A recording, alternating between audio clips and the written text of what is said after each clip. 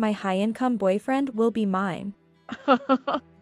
Ugly people should just go to mixers with ordinary folks. Gina, clinging to John, said with a triumphant look on her face. John also seemed somewhat pleased, albeit subtly. Gina, you always say the funniest things. Right after that, I burst into laughter, holding my stomach. Gina looked puzzled. What's wrong with you? Are you upset because he was taken from you? Well, marrying a director is like hitting the jackpot, huh? Serves you right, big sis. Gina had been smug until my next words caused her face to stiffen. But I am the hospital director, you know? I am Diane Morgan. I am 55 years old this year. My family consists of my elderly mother and my younger sister, 2 years my junior. This sister, Gina, has a rather troublesome character. She seems to find joy in harassing me. Since middle school, Gina has seen me as an enemy. It started with our test scores being compared. Gina, who had poorer grades, was often scolded by our parents. This made Gina start to resent me. Gina would conspicuously date the guys I liked. Because of this, I never had a boyfriend. Gina had a favorite saying. I stole another guy you liked, sorry, big sis. Gina would always say this with a triumphant smile. I was serious about a guy I liked in middle school. When Gina took him from me, I cried all night in frustration. I wish I could have done something, but I couldn't compete with the cute and cunning Gina. So, I had no choice but to suffer in silence. This happened many times, and I gradually gave up on the situation. I assumed anyone I liked would just be taken by Gina. So I decided it was better not to fall in love and to focus on my studies. I had a dream of becoming a doctor. I once stayed in a big hospital and was saved by a doctor. I wanted to make someone smile through medicine. That became my goal. I studied even harder. Gina would mock me, laughing, studying so hard, throwing away your youth. Well, it's okay, since you're not attractive to guys. I used that frustration as motivation to dive deeper into my studies. While Gina was out with guys, I immersed myself in my studies. Studying was incredibly fun. The more I worked, the better my grades reflected it. I eventually got into a women's medical college. I achieved my dream of becoming a doctor. Gina went to a community college and became a nursery teacher, but she quit soon after. I left home when I went to university. The reason was to avoid Gina. So I only go back home for the Christmas holidays. I've been working in a hospital for over 20 years now. It's been a continuous struggle. I started as a trainee, and the medical field was still male-dominated. Male colleagues were favored by the heads. It seemed like they thought, women will just get married and quit. So they didn't put much effort into guiding me. But I couldn't afford to lose. So, without involving myself in romance, I devoted myself to my work. Eventually, I was recognized and achieved my current position. Just when I thought I'd remained single, I started dating John. John was a fellow doctor, but we hadn't had much contact. I was in surgery, and he was in internal medicine. We only met at gatherings for colleagues. So I never thought it would turn into a romance. The reason I started dating John was purely by chance. We met at a restaurant on a day off. We shared a table and talked. Conversations with John were enjoyable. As doctors, we had a lot in common and never ran out of things to talk about.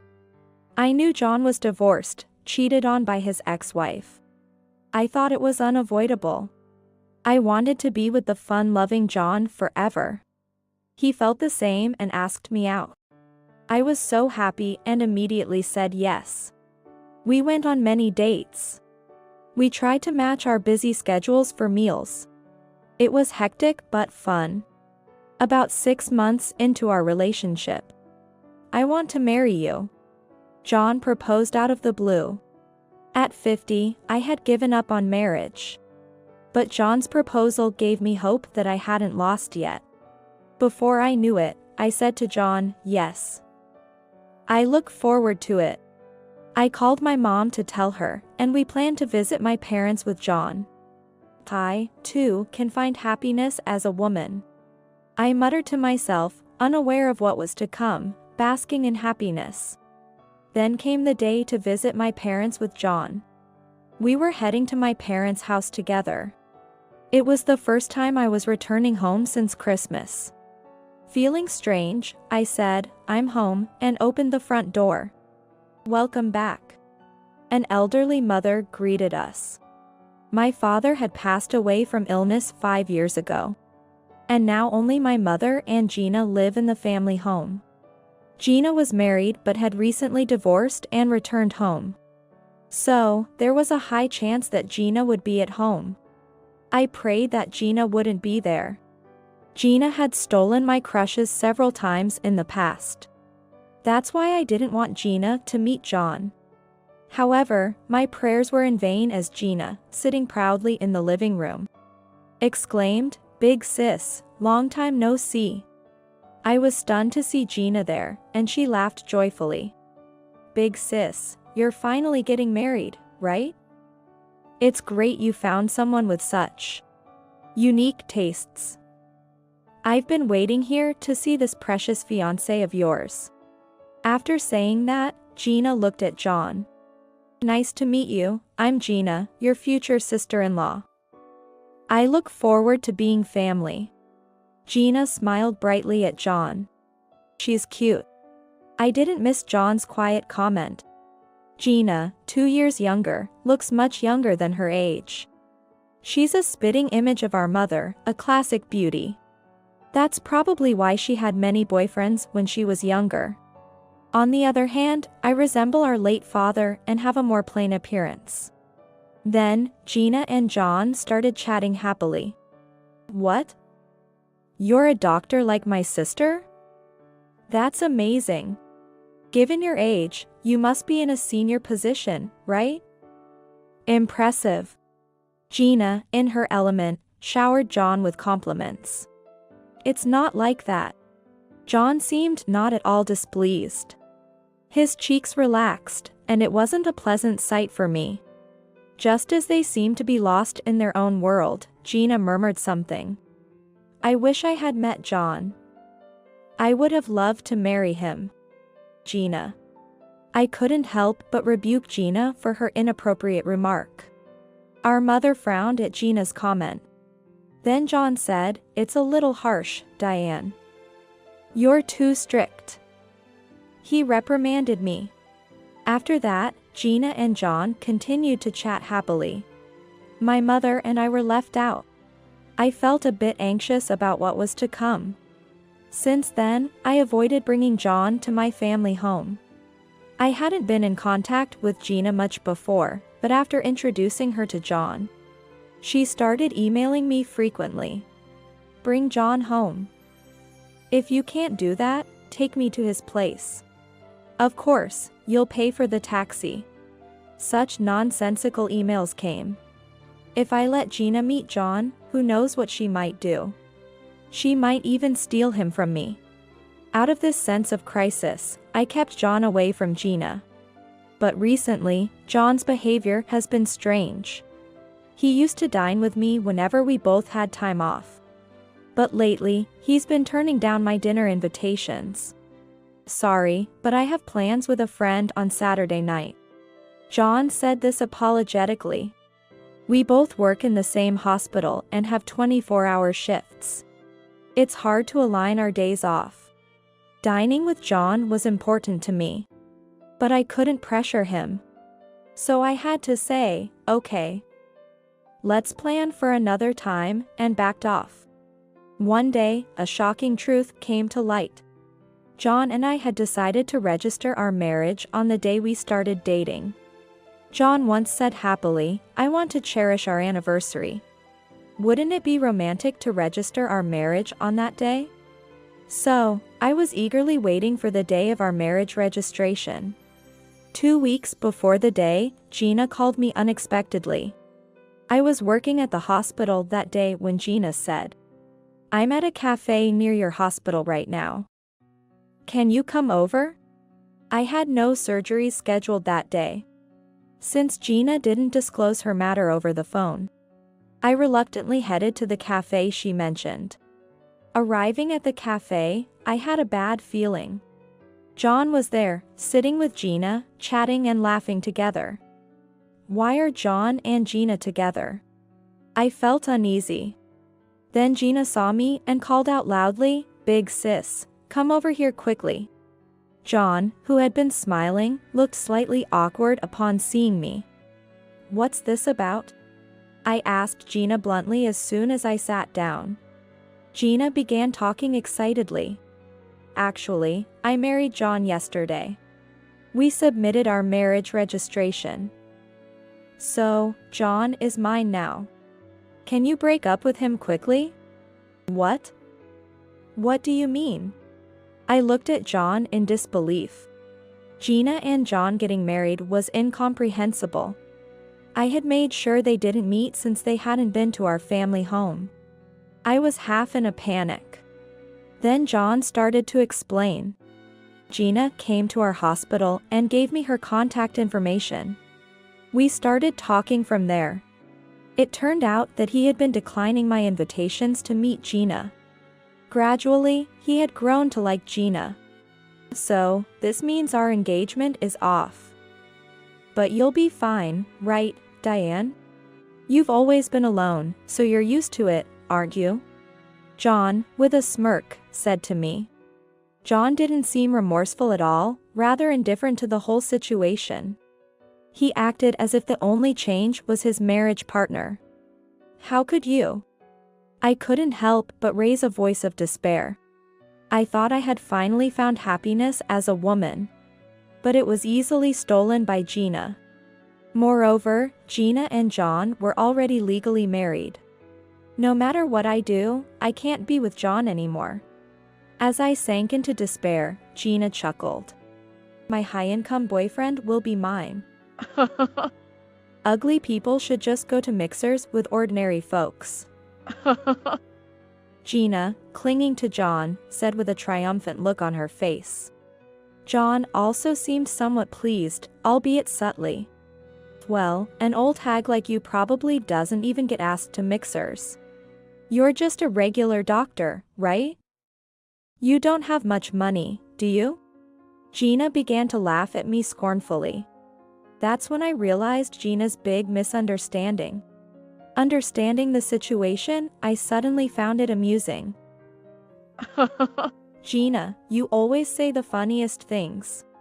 I burst into laughter, clutching my stomach. Gina looked puzzled. What? Are you upset because you were robbed? Well, marrying a director is like hitting the jackpot, huh? Serves you right, big sis.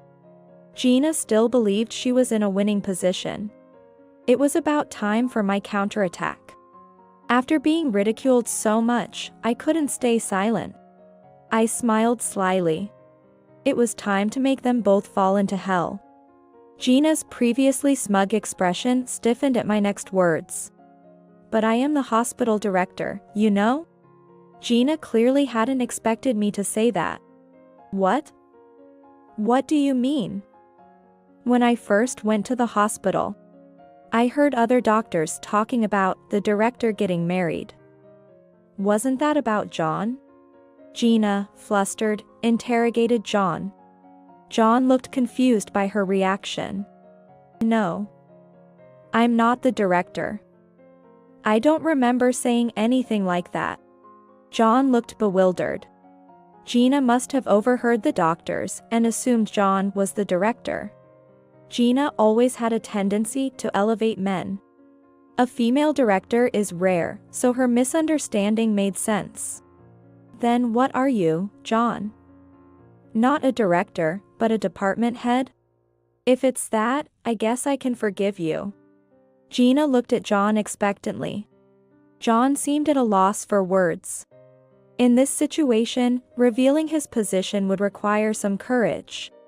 As John remained silent, Gina, losing patience, yelled at me. "You know John's position, right, big sis? Tell me already." Gina's attitude towards me was still domineering. It made me wonder if that's how one should ask for a favor. John looked nervously at me. He had already made an irreversible decision by registering the marriage. Gina's reaction to hearing his position would surely be frightening. But we couldn't go on like this. I was curious to see Gina's shocked expression. So, the kind me decided to answer promptly. "John is part-time, you know? So he doesn't earn as much as you're expecting." Gina's face blanked for a moment. Then it quickly turned pale. "What? Why is he part-time if he's your peer, John? What's going on?" Gina's outcry echoed throughout the cafe. John initially worked as a full-time doctor like the others. But the hospital's 24-hour shifts and night duties were hard. Especially for someone with no ambition like John. After some time, he negotiated with the hospital to work part-time. So now, John's work is more like a side job. Of course, as a doctor, he earns more than an average part-time job. But compared to other full-time doctors, the difference is clear. Part-time means hourly pay and no bonuses. And more days off mean less salary. As I explained this to Gina, she gnashed her teeth in frustration. "I married him thinking he was high income. My plan is ruined." Gina started to cry bitterly. "Your plan?" I had a bad feeling and asked Gina. After much chaos, she confessed, "I have debts." I was planning to have John help with the repayment, and began crying even more. "What?" John turned pale upon hearing about the debt. It must have been news to him. As it turned out, Gina was hooked on nightclubs. She frequented various nightclubs for their introductory offers, but fell for a particular guy. To support him, she began to visit more frequently, racking up a large tab. She also ordered champagne at his request. Apparently, her previous divorce was also due to her nightclub debts being discovered. That was the reason her ex-husband demanded a divorce. I was appalled by Gina's actions. Nightclub debts. John's face turned even paler. They were already legally married. He muttered to himself, "I can't pay off debts with my salary alone." Cornered, Gina turned to me and said, "That's right. You, Diane, should pay off my debt. As a director, you must have plenty of money, right? I don't need John anymore, so I'll give him back to you." Gina's eyes were bloodshot and scary. It must have been a sign of how dire her situation was. But I had no intention of listening to Gina's demands. "I absolutely refuse to pay off your debt. John is not an object. Besides, how can you give John back to me after you've already registered your marriage?" I answered, half in disbelief at her audacity. Gina's words and actions were too extreme, even for someone cornered. Why would she think the person she betrayed would pay off her debt? Even for family, this was too much. I couldn't comprehend Gina's thought process. Then, she screamed. "Shut up. I need the money. If I don't pay off the debt by the end of the month, who knows what will happen?" After saying that, Gina began to tremble in fear. She must be terribly threatened by the guy she owed money to. I've heard that failing to pay off such debts can have serious consequences. I couldn't imagine what would happen to Gina. But it was none of my business. So I firmly refused her request. "I've decided to use my money for myself. I won't give a single penny to someone like you, Gina.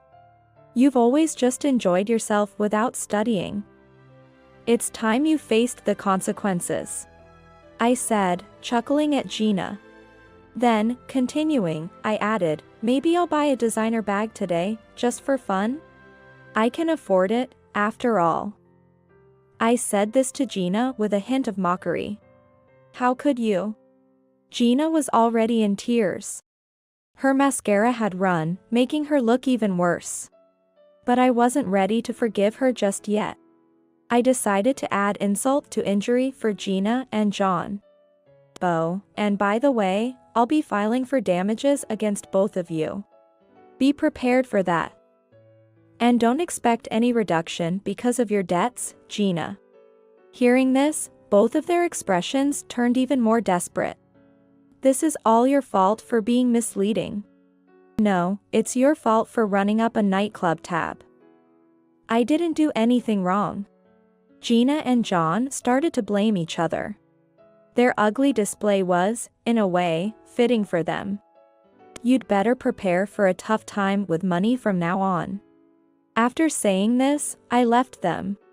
Soon after, Gina and John divorced. Both of them ended up with 2 divorces each. I then proceeded to demand compensation through a lawyer. Since the affair happened during our engagement, the amount wasn't huge. But it must have been a painful expense for them. John was part-time, and Gina had her nightclub debts.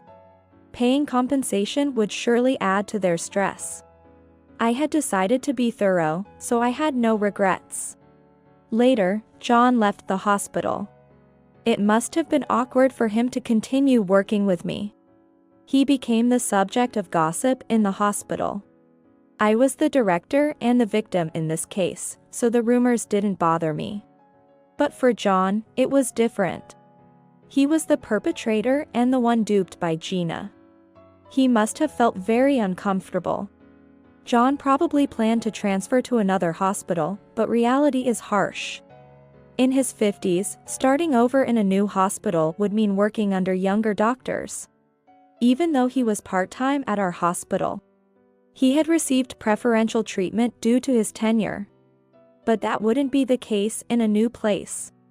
He would likely struggle at his new job. As for Gina, her ending was tragic. She was kicked out of the family home by our mother. I reported the entire ordeal to her. What a mess. Hearing my story, my mother was shocked. Gina had stolen my fiancé, John. My mother probably thought it was unthinkable. And as a mother, she was furious about Gina's actions this time. Gina was an adult, so my mother decided it was time to let her go. Leave this house. Never show your face here again. My mother said this and disowned Gina. Gina begged our mother repeatedly. I have no money. If I'm thrown out of here, I'll be. Despite her pleas, Gina eventually gave up and left. Now, Gina's debts were mounting. The compensation and the nightclub debt weighed heavily on her. Especially the nightclub debt, which was so high it should have been impossible to pay off. The exact reason for its increase is unclear. Gina herself was surprised when she heard the amount from the guy. I heard that since her divorce, Gina hadn't worked at all. She had been a housewife throughout her marriage. With no job experience, Gina faced harsh realities when she tried to find work. Apparently, she couldn't find a job, so she ended up in the nightlife industry. However, at 48, Gina couldn't compete with the younger crowd. No doubt she has a hard road ahead trying to pay back her debts. Gina's situation is her own doing. Despite her repeated requests for money, I ignored her. Gina has lost a lot. And she will continue to lose in her life. It's her own fault, and she deserves it. As for me, I continue to be the director of the hospital. The only recent change is that I started keeping a cat. I thought I was finally going to get married, but then this happened. Honestly, I was fed up with love. So, I decided to find a different kind of happiness. That happiness is my cat, Coco. Cats don't betray you, even if they live with you. And they don't cheat with others, so I can feel secure. Being manipulated by John and Gina really wore me out. Coco soothes my tired heart. Coco, although a cat, isn't very whimsical. She's always by my side. I want to take good care of her. Coco. I bought you a toy that you'll love today. When I say this, Coco happily approaches me. These simple days are incredibly happy. Having found this new happiness, I feel fulfilled. I plan to live my life together with Coco, supporting each other.